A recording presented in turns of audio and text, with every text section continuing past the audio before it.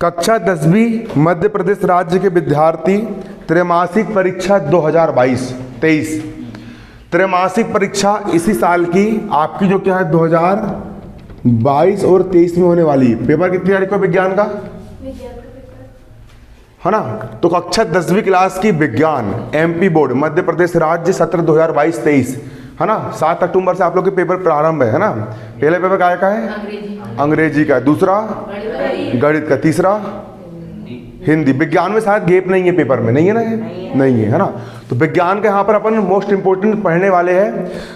मैं आप लोग को बोलूँगा मैं कौन सी गाइड से पढ़ाता हूँ विज्ञान, तो मैं मुख्यतः मैं पिछले 6 साल से पढ़ा रहा हूँ, इसी गाइड से पढ़ा रहा हूँ और गाइड बहुत अच्छी है और इसी के पूरे आंसर क्वेश्चन आपके आते हैं। शिवलाल कंपनी की आपकी यहाँ पर एक गाइड है, ठीक है ना। और शिवलाल कंपनी की बहुत ही बेस्ट गाइड है, आप इसको खरीद लो और खरीदने के बाद मैं आप लोग को इस गाइड से बताते जाऊंगा कि कितने नंबर पेज का यहाँ पर आपका आंसर है और आपको उससे याद करते जाना है, ठीक है ना। मैं इसी गाइड से पढ़ाता हूँ और बुक के सहारे से पढ़ाता हूँ, 2 चीज़, गाइड और बुक। तो मैं आपको समझाते जा रहा हूँ और आप लोग को समझना है और घर पर आप लोग को याद कर लेना है। इतना अपन यहाँ पर काम कर लेंगे। तो यहाँ पर हम रिवीजन करेंगे और रिवीजन में मैं आप लोग को ऐसे क्वेश्चन का रिवीजन करवाऊंगा जो आपकी त्रैमासिक परीक्षा में आ सकती है। त्रैमासिक परीक्षा कक्षा 10वीं विज्ञान विषय का रिवीजन हम कर रहे हैं अध्याय 1 2022-23 के लिए, ठीक है ना। बारीकी से आप लोग को समझना है। सबसे पहला मोस्ट इंपोर्टेंट क्वेश्चन, वायु में जलाने से पूर्व मैग्नीशियम रिबन को साफ क्यों करा जाता है? वेरी वेरी इंपॉर्टेंट, आप क्वेश्चन लिख सकते हो कॉपी में। वायु में जलाने से पूर्व मैग्नीशियम रिबन को साफ क्यों किया जाता है? वायु में जलाने से पूर्व मैग्नीशियम रिबन को साफ क्यों किया जाता है? सन 2022-23 इंपॉर्टेंट क्वेश्चन है, इसको लिख लो कॉपी में। कॉपी में लिखो, आप लोग कॉपी में लिखो, वायु में जलाने से पूर्व मैग्नीशियम रिबन को साफ क्यों करते हैं? क्वेश्चन क्या है? वायु में जलाने से पूर्व किसकी रिबन को? मैग्नीशियम की रिबन को हम साफ क्यों करते हैं?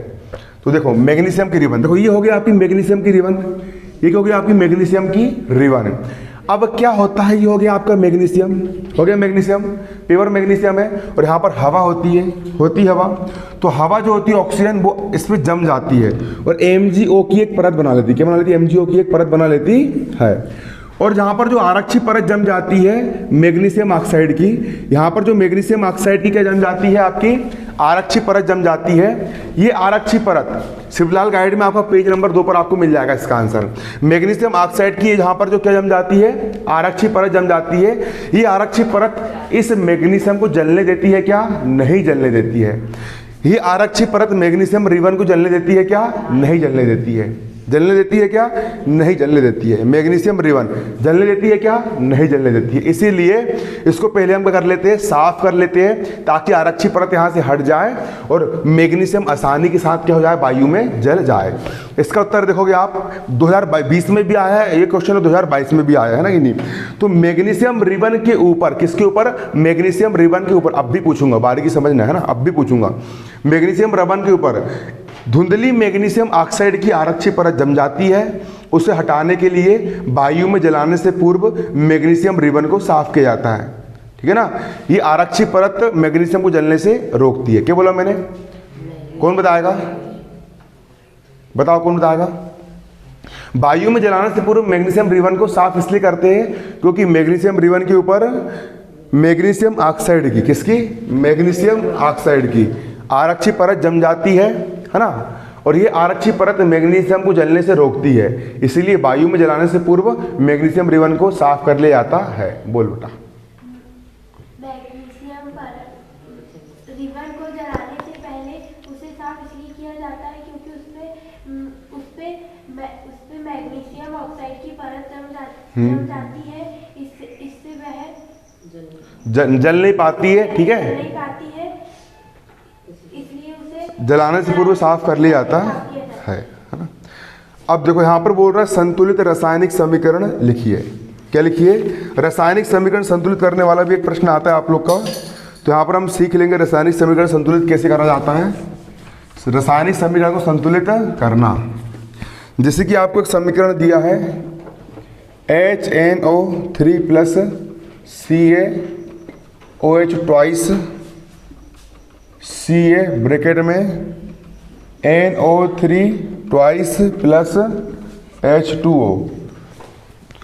आप देख सकते हो यहाँ पर समीकरण को हमको संतुलित करना है। तो तीर के निशान के इस तरफ जितने परमाणु हैं, तीर के निशान के उस तरफ जितने परमाणु होना चाहिए। जैसे इधर कितने नाइट्रोजन है, एक नाइट्रोजन है, और इधर कितने नाइट्रोजन हो गए, ब्रैकेट में 2 लगा, मतलब नाइट्रोजन कितने हो गए यहाँ पर, 2 हो गए। संतुलित नहीं है ना। तो संतुलित करने का पहला नियम, सबसे बड़ा यौगिक देखो, सबसे बड़ा यौगिक कौन सा है यहाँ पर, ये वाला है, सबसे बड़ा यौगिक है ना। अब इसके बाद इसमें सबसे अधिक कौन आया है, तो ऑक्सीजन 3 दूनी 6 बार आया है। ऑक्सीजन कितने बार आया है, 3 दूनी 6 बार आया है। तो सबसे पहले हम ऑक्सीजन संतुलित करेंगे। तो तीर के निशान के इस तरफ कुल कितने ऑक्सीजन है, 3 दूनी 6 और 1 7 ऑक्सीजन है। और तीर के निशान के इस तरफ कितने ऑक्सीजन है, 3 और 2 कितने हैं, 5। तो हमको कितने करना पड़ेगा, 7 करना पड़ेगा। इस तरफ कितने नाइट्रोजन है, 2 नाइट्रोजन है। इस तरफ कितने नाइट्रोजन है, 1 है। तो ये लिख दिया मैंने। अब इस तरफ नाइट्रोजन कितने हो गए, 2। इस तरफ भी नाइट्रोजन कितने हो गए, 2। अब इधर ऑक्सीजन कितने हैं, 3 दूनी 6 और 1 7। इधर ऑक्सीजन कितने हैं, 3 दूनी 6 और 2 8। 3 दूनी 6 और 2 कितने हो गए, 8। इस तरफ 7 और इस तरफ कितने हो गए, 8। अब अगर मैं यहाँ पर 2 लगा दूँ, यहाँ पर मैं क्या लगा दूँ, 2। अब ऑक्सीजन कितने हो गए, 3 दूनी 6 और 2 कितने हो गए, 8 ऑक्सीजन। इस तरफ भी कितने हो गए, 3 दूनी 6 और 2 कितने हो गए, 8 ऑक्सीजन। ऑक्सीजन क्या होगा, संतुलित हो गए।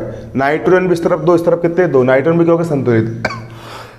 इस तरफ कैल्शियम कितने हैं, 1। इस तरफ कैल्शियम कितने हैं, 1। कैल्शियम भी संतुलित। इस तरफ हाइड्रोजन कितने हैं, 2 और 2 4। इस तरफ भी 2 दूनी कितने हाइड्रोजन हो गए, 4 हाइड्रोजन हो गए। तो ये कर लिया यहाँ पर हमने समीकरण को संतुलित। इस तरह से करते हैं संतुलित, ठीक है ना, कि बराबर तीर के निशान के इस तरफ कुल जितने परमाणु हैं, तीर के निशान के उस तरफ भी कुल उतने ही परमाणु होना चाहिए। आया समझ में। इस तरह से हम कर लेंगे, समीकरण को संतुलित कर लेंगे। अब समीकरण को संतुलित करने के बाद अब क्या करेंगे भैया, तो अरे भैया करेंगे संतुलित किसको, समीकरण को। ठीक है। अगला यहाँ पर लिखा है क्या, NaOH प्लस H2SO4। 1 नंबर में आता है संतुलित करने के लिए, है ये Na2SO4 प्लस H2। पेपर में प्रश्न आया कि इस समीकरण को संतुलित करना है। इस रासायनिक समीकरण को क्या करना है बच्चों, संतुलित करना है। क्या करना है, संतुलित करना है। अब कैसे करोगे संतुलित, सबसे बड़ा यौगिक कौन सा यहाँ पर, जे वाला है। ऑक्सीजन 4 और कितने बार आया, 5 बार।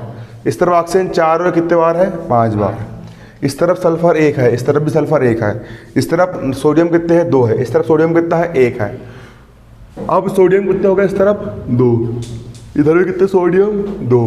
लेकिन अब ऑक्सीजन इधर कितने हो गए, 4 और 2 कितने हो गए, 6। उधर ऑक्सीजन कितने हैं, 4 ही है, और ये कितने हैं, 5 है। तो इस तरफ मैंने यहाँ लगा दी 2। तो इस तरफ 4 और 2 कितने ऑक्सीजन हो गए, 6 ऑक्सीजन। इस तरफ 4 और 2 कितने ऑक्सीजन हो गए, 6 ऑक्सीजन। ठीक है ना। अब हाइड्रोजन यहाँ पर कितने हैं, 2 और 2 कितने हैं, 4 है। हाइड्रोजन यहाँ पर भी कितने हैं, 2 और 2 कितने हो गए, 4 हो गए संतुलित। क्या रखा है, इतना आसान है। इस टाइप से आप लोग को पूरे के पूरे क्या कर लेना है, संतुलित कर लेना है। अगला क्वेश्चन लिखो, मोस्ट IMP। ऊष्मक्षेपी अभिक्रिया और ऊष्मशोषी अभिक्रिया किसे कहते हैं। ऊष्मक्षेपी अभिक्रिया एवं ऊष्मशोषी अभिक्रिया किसे कहते हैं। ऊष्मक्षेपी अभिक्रिया एवं ऊष्मशोषी अभिक्रिया किसे कहते हैं। ऊष्मक्षेपी अभिक्रिया एवं ऊष्मशोषी अभिक्रिया किसे कहा जाता है। ऊष्मक्षेपी अभिक्रिया और ऊष्मशोषी अभिक्रिया ना, IMP है जो है ना। तो ऊष्मक्षेपी अभिक्रिया, ऊष्मक्षेपी अभिक्रिया, देखो ऊष्मक्षेपी का मतलब होता है ऊष्मा का क्षेपी होना, मतलब बाहर निकलना। ऊष्मा उत्पन्न होने को बोलेंगे हम क्षेपी। क्या बोलेंगे हम, क्षेपी। जैसे कि मैंने लिया चूना, मैंने क्या लिया, चूना। ठीक है ना। इसका उत्तर सिविल गाइड में मिल जाएगा, समझो बस तुम ना। मैंने लिया चूना, और चूना मैंने क्या मिला दिया, पानी मिला दिया। एक बाल्टी लेना, उसमें चूना लेना, और चूना में क्या डाल देना, पानी डाल देना। तो कुछ समय बाद बाल्टी क्या हो जाएगी, गर्म हो जाएगी। क्या हो जाएगी, बाल्टी गर्म हो जाएगी, है ना। हो जाती है गर्म। तो यहाँ पर क्या होगा, बुझा हुआ चूना बनेगा। क्या बनेगा? बुझा हुआ चूना बुझ जाएगा ना। प्लस बाल्टी गर्म होती है ना, मतलब ऊष्मा उत्पन्न होती है। क्या उत्पन्न होती है? ऊष्मा क्या होती है? बाहर होती है, उत्पन्न होती है ना कि नहीं? तो वह रासायनिक अभिक्रिया जिसमें ऊष्मा उत्पन्न होती है। क्या उत्पन्न होती है? ऊष्मा उत्पन्न होती है। फिर से क्या बोला मैंने? वह रासायनिक अभिक्रिया, ऐसी रासायनिक अभिक्रिया, वह रासायनिक अभिक्रिया, यही बनना चाहिए, मेरे साथ बोलो, वह रासायनिक अभिक्रिया। क्या बोला मैंने? जिसमें उत्पाद निर्माण के साथ साथ, इस तरफ वाले को अभिकारक बोलते हैं, इस तरफ वाले को उत्पाद बोलते हैं। जिसमें उत्पाद निर्माण के, वह रासायनिक अभिक्रिया जिसमें उत्पाद निर्माण के साथ साथ ऊष्मा भी उत्पन्न होती है। क्या उत्पन्न होती है? ऊष्मा भी उत्पन्न होती है। वह रासायनिक अभिक्रिया जिसमें उत्पाद निर्माण के साथ साथ ऊष्मा भी उत्पन्न होती है। फिर से क्या बोला मैंने? वह रासायनिक अभिक्रिया जिसमें उत्पाद निर्माण के साथ साथ ऊष्मा भी उत्पन्न होती है। क्या बोला मैंने? वह रासायनिक अभिक्रिया जिसमें उत्पाद निर्माण के साथ साथ ऊष्मा भी उत्पन्न होती है, उसे हम क्या कहते हैं? ऊष्माक्षेपी रासायनिक अभिक्रिया कहते हैं। कौन सी अभिक्रिया कहते हैं? ऊष्माक्षेपी रासायनिक अभिक्रिया कहते हैं। फिर से, वह रासायनिक अभिक्रिया जिसमें उत्पाद निर्माण के साथ साथ ऊष्मा भी उत्पन्न होती है, उसे हम क्या कहते हैं? ऊष्माक्षेपी रासायनिक अभिक्रिया कहते हैं। बन जाएगा? याद हो गया? कौन बताएगा? हाँ तू बता, जल्दी बोल, खड़ाक से, टाइम नहीं है। हट। वह रासायनिक अभिक्रिया जिसमें उत्पाद निर्माण के साथ साथ ऊष्मा भी उत्पन्न होती है, उसको हम क्या बोलेंगे? ऊष्माक्षेपी रासायनिक अभिक्रिया। ठीक है,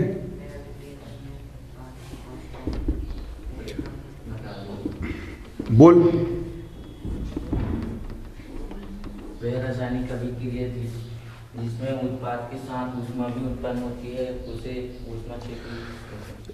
वेरी गुड, है ना। एग्जाम्पल तुम लोग को यार बुक से करवा दूंगा, मैं बुक से याद कर लेना ना, बुक से, है ना। बुक में लिखा मिल जाएगा। चूना का मतलब होता है CaO, चूना हो गया CaO प्लस पानी हो जाएगा आपका यहाँ पर क्या? H2, दोनों को हमने मिला, CaO हो गया यहाँ पर क्या? Ca हो गया। और ऑक्सीजन कितने हो गए? एक और एक, 2 हो गए। हाइड्रोजन में कितने हो गए? 2 हो गए। तो ऑक्सीजन और हाइड्रोजन दोनों कितने हो गए यहाँ पर आपके? 2 हो गए। प्लस क्या बाहर निकलेगी यहाँ पे? ऊर्जा क्या हो गई? बाहर निकल गई। ठीक है ना। तो उसको बोलेंगे CaO, चूना बोलते हैं। इसका रासायनिक नाम होता है Ca मतलब कैल्शियम ओ यानी ऑक्साइड, और Ca मतलब कैल्शियम H यानी हाइड्रो, और O यानी हो जाएगा आपका ऑक्साइड। गाइड में इसका एग्जांपल दूसरा दिया है, एग्जांपल मैंने बुक से लिखा, तो बुक से आपको लिख लेना, है ना। और क्या बाहर निकल रही है यहाँ पर? ऊर्जा क्या हो रही है? बाहर निकल रही है। अगला है आपका ऊष्मा शोषी अभिक्रिया। ऊष्मा शोषी का मतलब जो होता है कि अभिक्रिया होने पर ऊष्मा निकलती नहीं है, बल्कि अभिक्रिया करवाने के लिए अपन को ऊष्मा देना पड़ता है। अपन बाहर से गर्म करेंगे, है ना, चाय गर्म करते हैं ना, अपन बाहर से गर्म करके अपन उसको ऊष्मा देंगे, और अपन उसको ऊष्मा देंगे, और ऊष्मा देने के बाद अभिक्रिया संपन्न होगी। मतलब अभिक्रिया होने के लिए ऊष्मा को वो सोख लेती है, अवशोषित कर लेती है, इसलिए हम उसको ऊष्मा शोषी अभिक्रिया कहते हैं, है ना कि नहीं। तो वह रासायनिक ऊष्मा शोषी मतलब सोख लेना, शोषित हो जाना ना।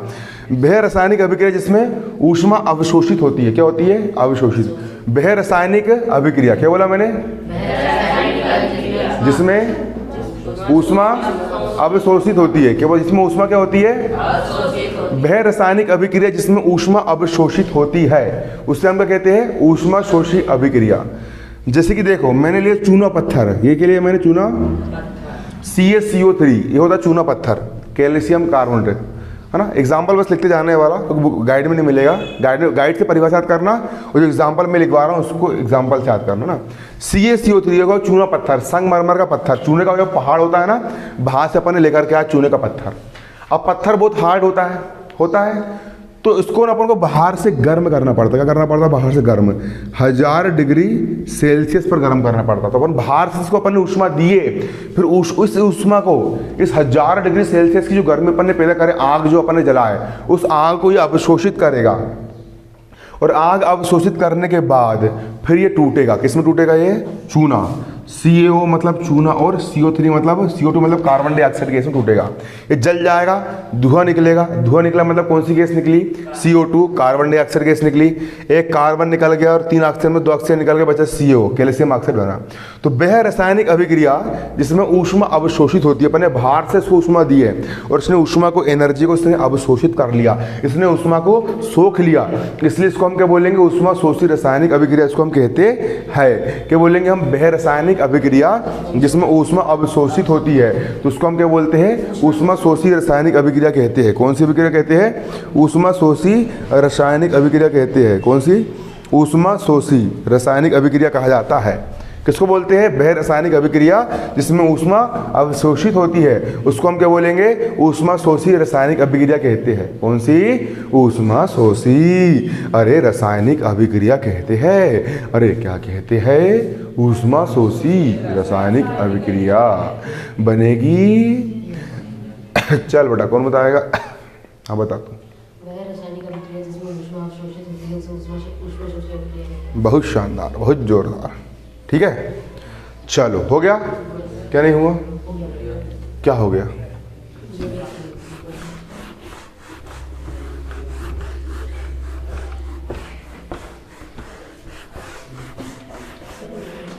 छवि तेरी प्रभु रे मन में बसी, कैसे डूबेगा वो तूने थामा जिसे, थामा जिसे, तुम ही हो भगतन के हितकारी।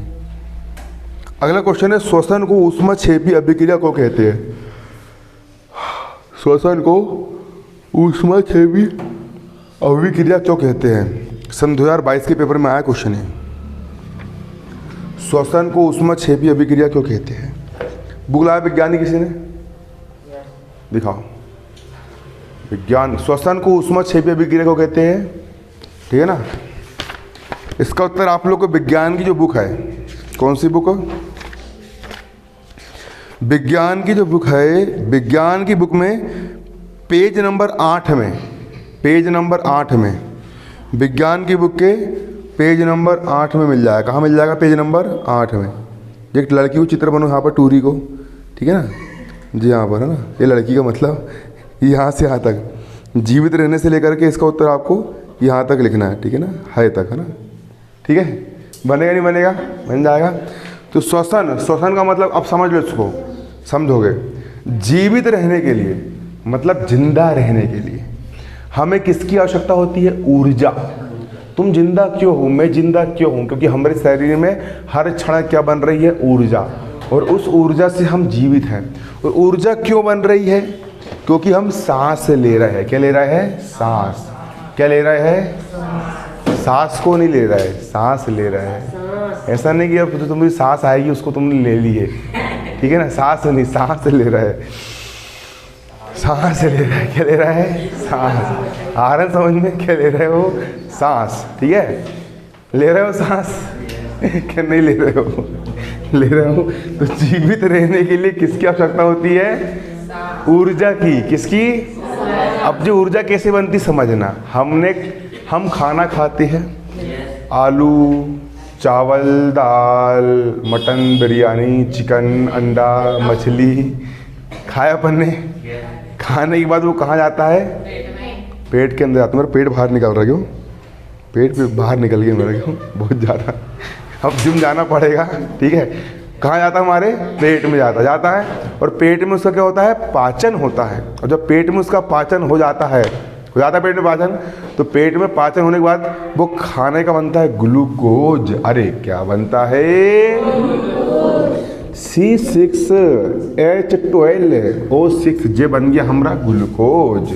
अब जो ग्लूकोज हमारी शरीर की कोशिका के अंदर चला जाएगा। अरे कहाँ चला जाएगा? शरीर की कोशिका के अंदर। क्या चला जाएगा? ग्लूकोज। अरे क्या? अब जो ग्लूकोज कहाँ चल गया? हमारी शरीर की कोशिका के अंदर चला गया। अब हमने सांस लिए,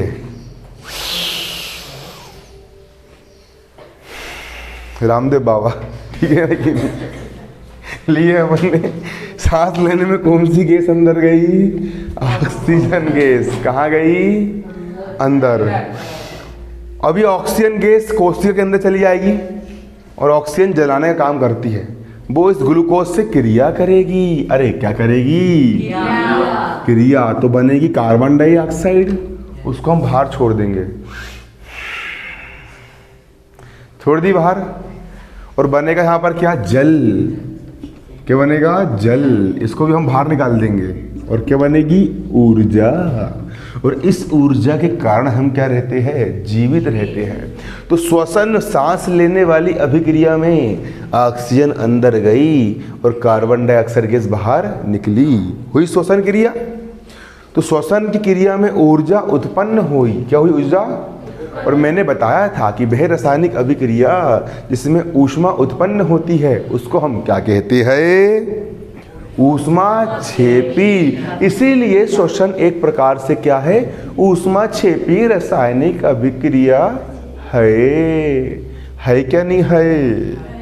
है। अरे बनेगा क्या नहीं बनेगा? सबसे बन जाएगा। सही में? क्यों? छोटा मुन्ना बन जाएगा। चलो उत्तर लिख लोगे इसका कहाँ से?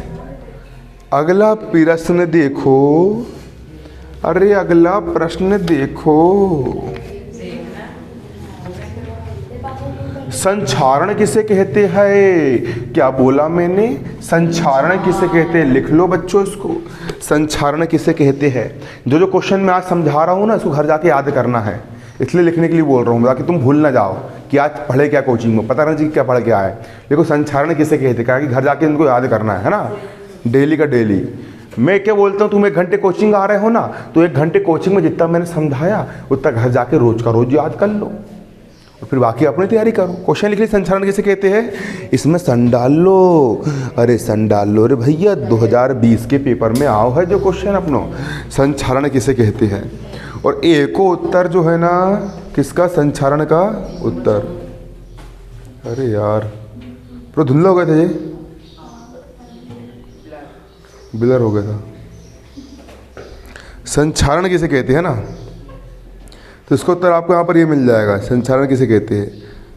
पेज नंबर 14 में संक्षारण किसे कहते हैं? यहाँ से लोहे की कीले से लेकर के यहाँ पर संक्षारण कहते हैं तक। ठीक है, क्या कहते हैं? संक्षारण कहते हैं तक। ठीक है, समझ में आया? संक्षारण कहते हैं। अब समझो यहाँ पर संक्षारण कहते हैं। संक्षारण किसे कहते हैं? लोहे की बनी वस्तु कैसी होती है? चमकीली होती है, अच्छी चमकीली होती है, चमकदार होती है, लेकिन कुछ समय पश्चात उस लोहे की वस्तु में भूरे रंग की एक परत चढ़ जाती है, चढ़ती है ना, उसको बोलते लोहे पर जंग लगना। लोहे पर क्या लगना? उसको हम क्या बोलते हैं? लोहे पर जंग लगना। अरे लोहे पर क्या लगना? जंग। इसी प्रकार चांदी जो होती है ना, चांदी की चेन मैंने लेकर के आया था, चांदी की चेन मैंने उसको 15 दिन पहना था और पीछे से वो काली पड़ गई थी। सारे दोस्त लोग बोल रहे थे कि कितना मेल है करके, मैंने बोला मेल नहीं है, वो चांदी खराब हो गई है। क्या खराब हो गई है? चांदी खराब हो गई है, इसलिए चांदी, इसलिए वो कैसी पड़ गई? काली पड़ गई। फिर मैंने सोचा कि अब क्या करूं, तो वो तो खराब हो गई। मैंने निकाल के उसको फेंक दिया घर के अंदर, बाहर नहीं फेंका। 2800 रुपये की चेन थी वो, तो मैंने उसको अंदर रख दिया। अब उसको साफ करवाऊंगा मैं। तो चांदी काली पड़ गई ना, तो जैसे लोहा खराब हुआ वैसे ही चांदी भी क्या हुई? खराब हुई। उसी प्रकार तांबे के जो बर्तन होते हैं बच्चों, वो हरे, नीले, पीले, लाल, कत्थई कुछ भी हो जाते हैं, तो वो बर्तन भी क्या हो जाते हैं? खराब हो जाते हैं। तो किसी धातु का खराब होना क्या कहलाता है? संक्षारण कहलाता है। क्यों बेटा, क्या कहलाता है? बनेगा। संक्षारण क्यों होता है? क्योंकि जो धातु होती है, धातु के ऊपर की जो परत होती है, वायुमंडल की नमी, पानी, अम्ल के संपर्क में आती है और धातु खराब हो जाती है।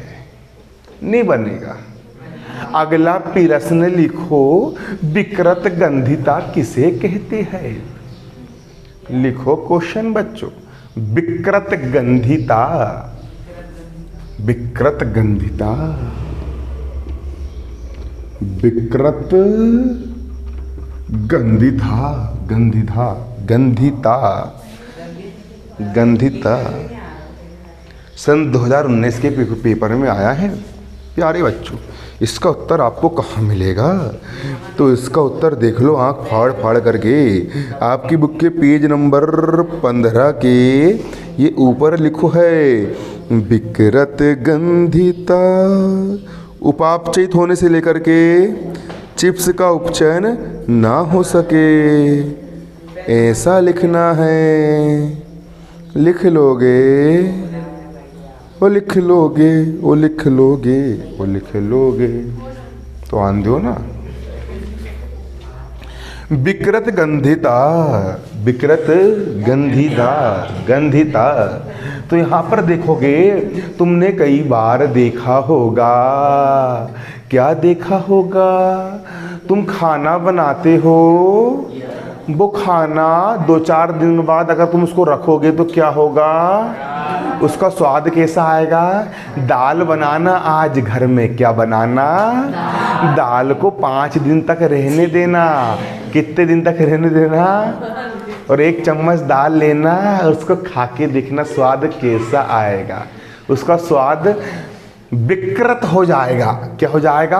विकृत। उसको सूंघ के देखना। शुरू में दाल जिस दिन बनाओगे उस दिन दाल की खुशबू बहुत अच्छी आएगी, कितनी अच्छी। और 5 दिन बाद सूंघ के देखना है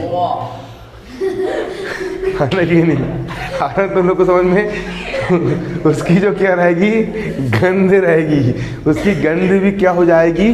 विकृत हो जाएगी। कोई भी चीज खराब क्यों होती है पता है आपको? क्योंकि उसका उपचयन हो जाता है। क्या हो जाता है? उपचयन। उपचयन का मतलब होता है ऑक्सीजन का जुड़ना।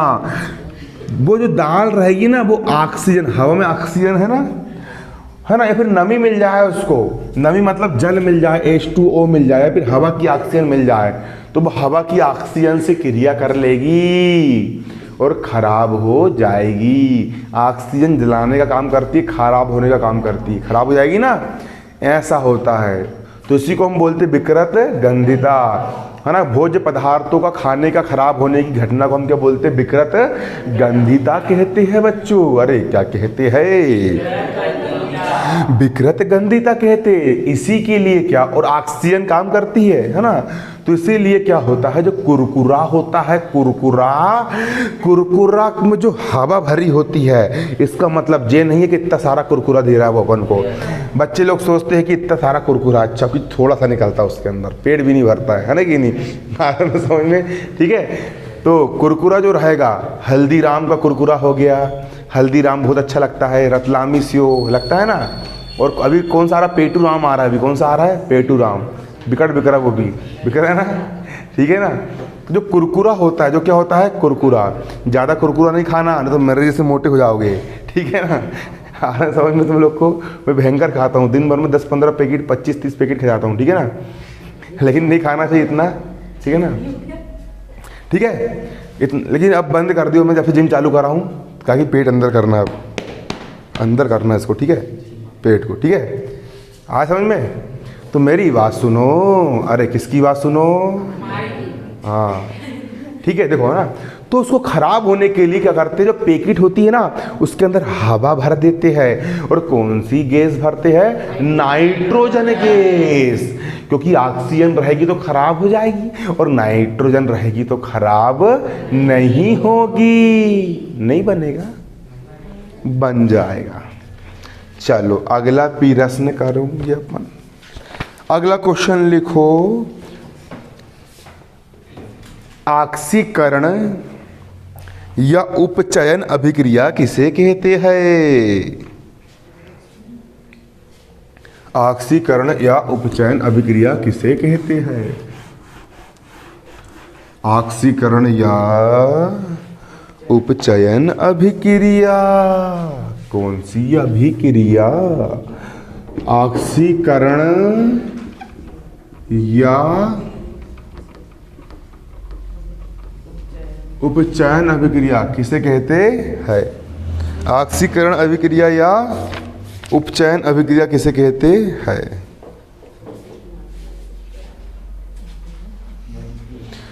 बुक के पेज नंबर 16 में एक लाइन लिखी है, यहां पर मिल जाएगा आपको।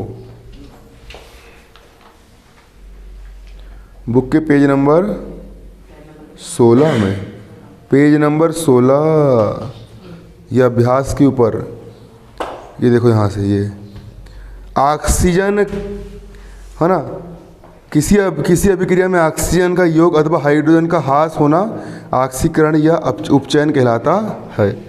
इतना बस लिखना, ऑक्सीकरण या उपचयन कहलाता है, योग्य परिभाषा। और उसका उदाहरण देखना है ऑक्सीकरण या उपचयन का, तो उसका उदाहरण आपको यहाँ पर मिल जाएगा, उपचयन या ऑक्सीकरण। उदाहरण आपको यहाँ पर जे मिल जाएगा, उपचयन या ऑक्सीकरण, पेज नंबर 13 में।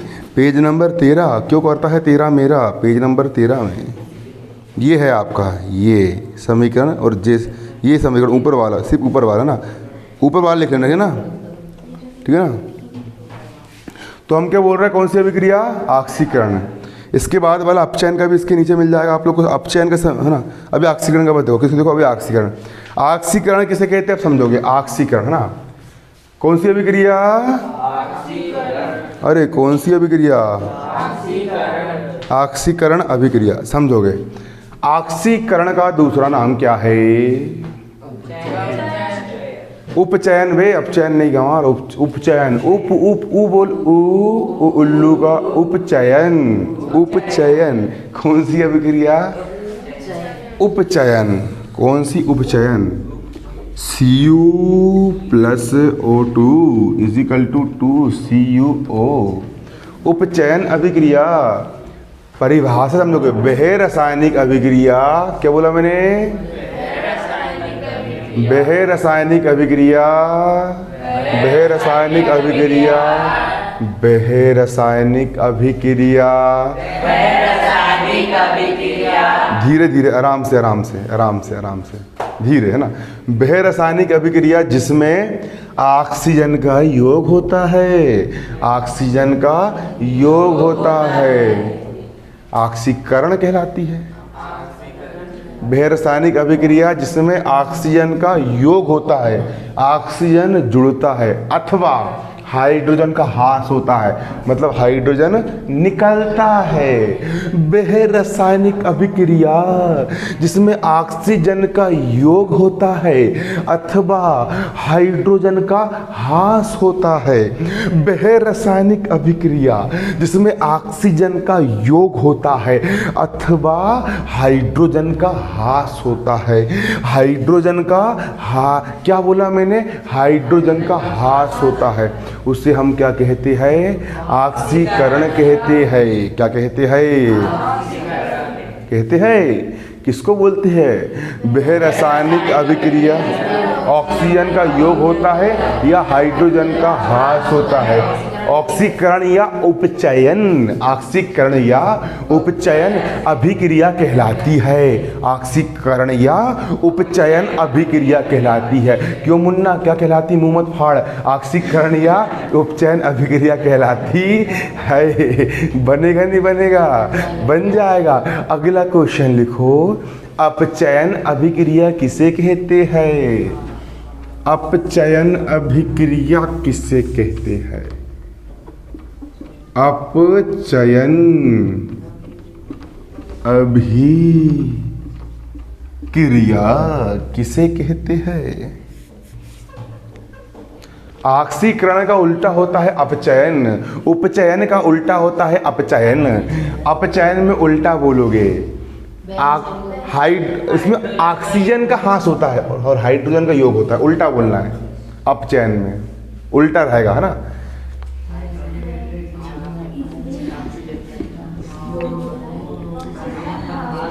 उल्टा बोलेंगे इसमें उल्टा बोलेंगे, उल्टा, अरे उल्टा पुल्टा बोलेंगे। वह रासायनिक अभिक्रिया, वह रासायनिक अभिक्रिया जिसमें हाइड्रोजन का योग होता है, हाइड्रोजन का योग होता है और ऑक्सीजन का हास होता है। निकल ऑक्सीजन यहाँ से, निकल, हट हट निकल। ऑक्सीजन का हास होता है, ऑक्सीजन का क्या होता है? हास होता है। उसको अपन का कहते हैं? उसको अपन कहते हैं भैया अपचयन अभिक्रिया, रासायनिक अभिक्रिया, जिसमें क्या होता है? हाइड्रोजन का योग होता है और ऑक्सीजन का हास होता है। हाइड्रोजन का योग होता है। आजा हाइड्रोजन, आजा आजा आजा आजा, जुड़ जा जुड़ जा, आजा आजा आजा आजा मेरा मुन्ना आजा। हाइड्रोजन का योग होता है और ऑक्सीजन का हट, ऑक्सीजन भड़ी भग जा, ऑक्सीजन है, ऑक्सीजन का हास होता है। क्या होता है? ऑक्सीजन का हास होता है। उसको हम क्या बोलते हैं? कौन सी अभिक्रिया? अपचयन अभिक्रिया। कौन सी अभिक्रिया? बन जाए। अगलो क्वेश्चन लिखो बेटा मुन्ना, लिखो लिखो लिखो लिखो बबुआ, लिखो लिखो। अगला क्वेश्चन लिखो, रेडॉक्स अभिक्रिया। अगला क्वेश्चन लिखो, बेरी बेरी IMP। रेडॉक्स अभिक्रिया या उपाप चयन अभिक्रिया किसे कहते हैं? उपाप चयन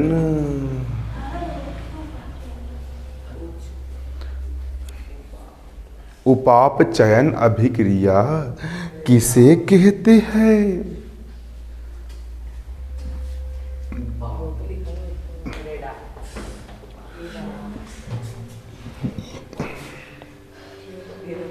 क्वेश्चन क्या लिखे प्यारे प्यारे बच्चों, क्या लिखे? रेडॉक्स अभिक्रिया या उपाप चयन अभिक्रिया किसे कहते हैं? यही प्रश्न लिखे हो ना? नहीं, यही प्रश्न लिखे हो ना? क्या कुछ और लिखे हो? यही लिखे हो। और रेडॉक्स अभिक्रिया या उपाप चयन अभिक्रिया किसे कहते हैं? तो समझो ना। उपाप चयन मतलब उपचयन और अपचयन। उपाप चयन वह रासायनिक अभिक्रिया जिसमें उपचयन और अपचयन, ऑक्सीकरण, उपचयन मतलब ऑक्सीकरण और अपचयन दोनों साथ साथ घटित होती है। वह रासायनिक अभिक्रिया जिसमें उपचयन और अपचयन दोनों साथ साथ घटित होती है। इसका उत्तर मिलेगा मेरे प्यारे प्यारे बच्चों। अरे भैया विज्ञान की किताब देखी हो तुमने? कौन से रंग की है? सफ़ेद रंग की है। यहाँ पर पेज नंबर कितनों? 14। अरे पेज नंबर 14 में ऊपर देखो, जवालो समीकरण लिख लेने हैं, उपचयन अपचयन वालो, है ना, जो बारो। और देखो आंसर कहाँ से बन जाए, किसी से लेके लिख लेना, यही तुमको मिल जाए। ढूंढ लेने, एक ढूंढते तो बन जाए। अरे इतने बड़े हो गए, आंसर ढूंढते ही मिलेगा तुमको। चलो, क्या बोल रहे हम? उपाप चयन अभिक्रिया या उपचयन अपचयन अभिक्रिया वह रासायनिक अभिक्रिया जिसमें उपचयन और अपचयन दोनों साथ साथ घटित होती है। एक पदार्थ का उपचयन होता है और दूसरे क्या होता है? अपचयन होता है। उसको हम बोलते हैं उपाप चयन अभिक्रिया या रेडॉक्स अभिक्रिया। कौन सी अभिक्रिया? जैसे CuO प्लस H2 है, Cu प्लस H2O है। ठीक है, अब देखोगे यहाँ पर, देखो आँख फाड़ फाड़ के नटेर के देखो, तब समझ में आएगा। ठीक है ना? ये हो गया अपना समीकरण। क्या हो गया? यहाँ पर देखो, इसके पास ऑक्सीजन है इसके पास ऑक्सीजन है। क्यों पगलाई बता रहे हैं? ऑक्सीजन है, यहाँ पर है ऑक्सीजन। जहाँ पर ऑक्सीजन है का, अरे जावाजू ऑक्सीजन धरो है और जावाजू ऑक्सीजन नहीं है। कहाँ गाँव मेरो ऑक्सीजन कोने चोरी कर लो भैया। तो जहाँ पर ऑक्सीजन था और ऑक्सीजन निकल गया, ऑक्सीजन निकल गया और सिर्फ कॉपर बचा, तो ऑक्सीजन का निकलना क्या कहलाता है? ऑक्सीजन का हास होना क्या कहलाता है? अपचयन। अपचयन यहाँ पर हाइड्रोजन है और यहाँ पर कौन जुड़ गया इससे? ऑक्सीजन आके जुड़ गया। यहाँ पर हाइड्रोजन है, जहाँ पर कौन आके चिपक गया? तो ऑक्सीजन जुड़ गया। ऑक्सीजन का जुड़ना क्या कहलाता है? उपचयन कहलाता है। तो यहाँ पर देखोगे इस समीकरण में उपचयन और अपचयन दोनों साथ साथ घटित हो रही है भैया। कैसी हो रही है? साथ साथ घटित हो रही है। तो यहाँ पर कौन सी अभिक्रिया है? उपापचयन। अरे कौन सी? उपापचयन अभिक्रिया। उपापचयन अभिक्रिया है। कौन सी है? फिर से क्या बोला मैंने? वह रासायनिक अभिक्रिया, वह रासायनिक अभिक्रिया, वह रासायनिक अभिक्रिया, वह रासायनिक अभिक्रिया जिसमें एक अभिकारक का, जिसमें एक अभिकारक का अपचयन होता है। क्या होता है? अपचयन। और दूसरे अभिकारक का, और दूसरे अभिकारक का उपचयन होता है। क्या होता है? उपचयन होता है। वह रासायनिक अभिक्रिया जिसमें एक अभिकारक का अपचयन होता है और दूसरे अभिकारक का उपचयन होता है। अपचयन मतलब ऑक्सीजन निकल जाता है और उपचयन मतलब ऑक्सीजन जुड़ जाता है। तो इसको हम कौन सी अभिक्रिया कहते हैं? इसको हम रेडॉक्स अभिक्रिया कहते हैं। बनेगा नहीं बनेगा? नहीं बनेगा। क्यों बेटा? बन जाएगा। मुन्ना बन जाएगा। हाँ बन जाएगा, पक्का बन जाएगा। ठीक है, चलो अगला क्वेश्चन कौन लिखेगा? अगला क्वेश्चन कौन लिखेगा? हम लिखेंगे, हम लिखेंगे। देश की रक्षा कौन करेगा? हम करेंगे, हम करेंगे। अगला क्वेश्चन लिखो बच्चों। अगला क्वेश्चन लिखोगे? अगला क्वेश्चन लिखोगे? क्वेश्चन नंबर 2, विस्थापन अभिक्रिया किसे कहते हैं? द्विविस्थापन अभिक्रिया किसे कहते हैं? द्विविस्थापन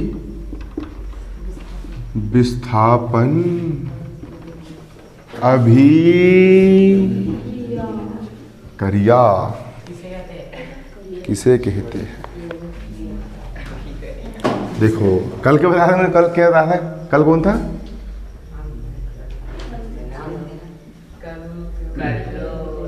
नहीं, कल्लू। कल्लू पत्नी कौन है? चमेली। कल्लू पत्नी कौन है? और दूसरा कौन है? लालू। लालू पत्नी कौन है? चंपा। चलो चंपा, चंपा। ठीक है।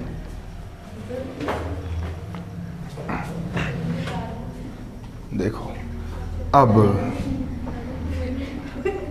कल्लू, चंपा और लालू चमेली। क्या हो गया? चमेली। क्या हो गया? चमेली। Na2SO4 plus BaCl2। ठीक है, BaSO4 प्लस 2NaCl। ठीक है क्या? नहीं है? ठीक। देखो कल्लू की पत्नी चमेली, लालू की पत्नी चंपा, दोनों बने पड़ोसी। दोनों क्या बने? पड़ोसी। और पड़ोसी बनने के बाद कल्लू और चंपा देखो कल्लू जो है, कल्लू, और ये हो गया चंपा।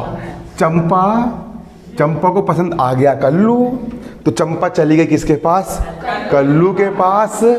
और चमेली को पसंद आ गया है लालू, तो चमेली किसके पास? लालू के पास। आ रहा है समझ में, है ना? यहाँ पर हो गया डिवोर्स और यहाँ पर हो गई मैरिज। आया आप लोग यहाँ पर समझ में? उसी प्रकार इसको हम बोलेंगे द्विविस्थापन अभिक्रिया। देखो मतलब इसका आयन और ये दोनों आयन पास पास, है ना, है पास पास, और ये वाला आयन और ये वाला आयन भी कैसे है? पास पास। इसका आयन इसके पास और इसका आयन इसके पास, अदला बदली, एक्सचेंज। तो बह रासायनिक अभिक्रिया, क्या बोला मैंने? बह रासायनिक अभिक्रिया जिसमें अभिकारकों के बीच, अभिकारकों के बीच आयनों का आदान प्रदान होता है। आयनों का क्या होता है? आदान प्रदान। इसका आयन उसके पास, उसका आयन इसके पास।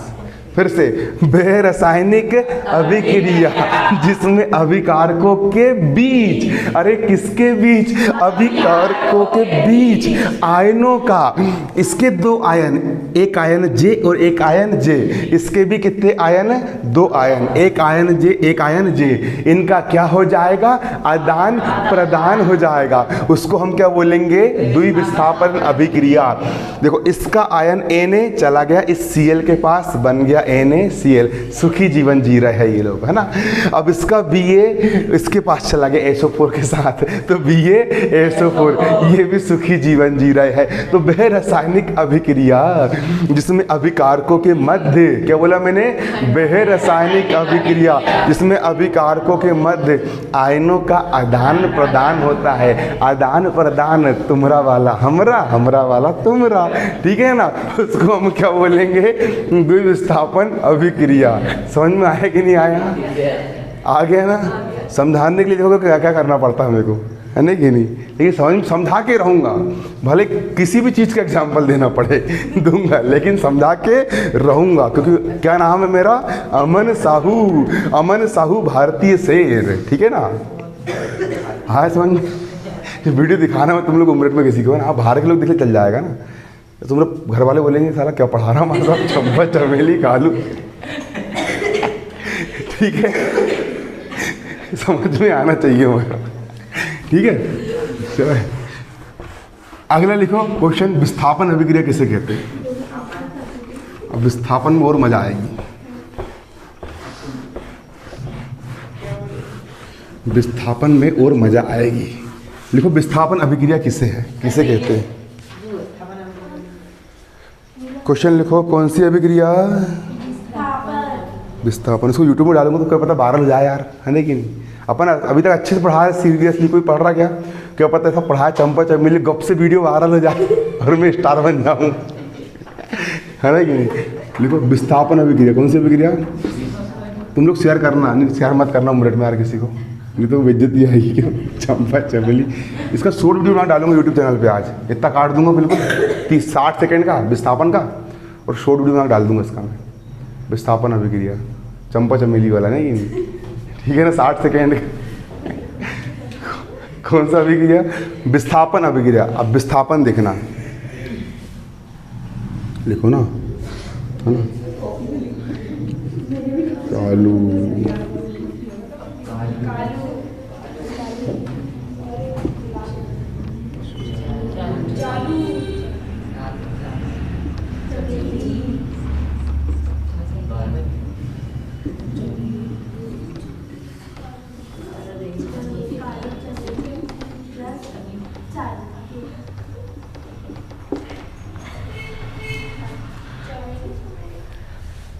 एक गांव में एक गरीब चालू रहता था और उसकी पत्नी चमेली रहा करती थी, ठीक है ना? उतने में ही क्या हुआ, एक बहुत ताकतवर कालू आया। कालू पैसे वाला था। कालू क्या था? पैसे वाला था। तो कालू जब पैसे वाला था तो चमेली बहुत दुखी थी चालू के साथ, वो उसको मारता पीटता था, है ना कि नहीं? उतना ताकतवर था क्या ये? नहीं था चालू, है ना। तो क्या हुआ भैया, चमेली चली गई किसके पास? कालू के पास। चमेली चली गई कालू के पास और बेचारा चालू अलग हो गया। ठीक है ना। तो सुनना, इसको बोलेंगे विस्थापन अभिक्रिया। कौन सी अभिक्रिया? विस्थापन अभिक्रिया। वह रासायनिक अभिक्रिया, वह रासायनिक अभिक्रिया जिसमें एक अभिकारक दूसरे अभिकारक में से उसके किसी तत्व को विस्थापित कर देता है। विस्थापित का मतलब होता है किसी को भगाना और स्वयं उसका स्थान ग्रहण कर लेना। किसी को भगाना और स्वयं उसका स्थान ग्रहण कर लेना, उसको हम क्या बोलेंगे? विस्थापन अभिक्रिया। जैसे Fe+CuSO4। अब देखो Fe ताकतवर है और Cu कैसा पड़ गया? कमजोर पड़ गया। तो Cu यहाँ से क्या हो जाएगा? भाग जाएगा और उसका स्थान कौन ग्रहण कर लेगा? Fe। तो यहाँ पर बन जाएगा आपका FeSO4+Cu। आया समझ में? तो वह रासायनिक अभिक्रिया जिसमें एक अभिकर्मक तत्व दूसरे अभिकर्मक यौगिक में से उसके किसी तत्व को विस्थापित कर दे, मतलब उसको हटा दे और स्वयं उसका स्थान ग्रहण कर ले, उसको हम क्या बोलेंगे? विस्थापन अभिक्रिया। ठीक है ना। वह रासायनिक अभिक्रिया जिसमें एक अभिकर्मक तत्व दूसरे अभिकर्मक यौगिक में से उसके किसी तत्व को विस्थापित कर दे। विस्थापित कर दे मतलब हटा दे और स्वयं उसका स्थान ग्रहण कर ले, उसको हम क्या कहते हैं? विस्थापन अभिक्रिया कहते हैं। कौन सी अभिक्रिया कहते हैं? विस्थापन अभिक्रिया कहते हैं। ठीक है। क्या बोले हमने? वह रासायनिक अभिक्रिया जिसमें एक अभिकर्मक तत्व दूसरे अभिकर्मक यौगिक में से उसके किसी तत्व को विस्थापित करके स्वयं उसका स्थान ग्रहण कर ले, उसको हम क्या कहते हैं? विस्थापन अभिक्रिया। धन्यवाद। जय हिंद, जय भारत। जाइए।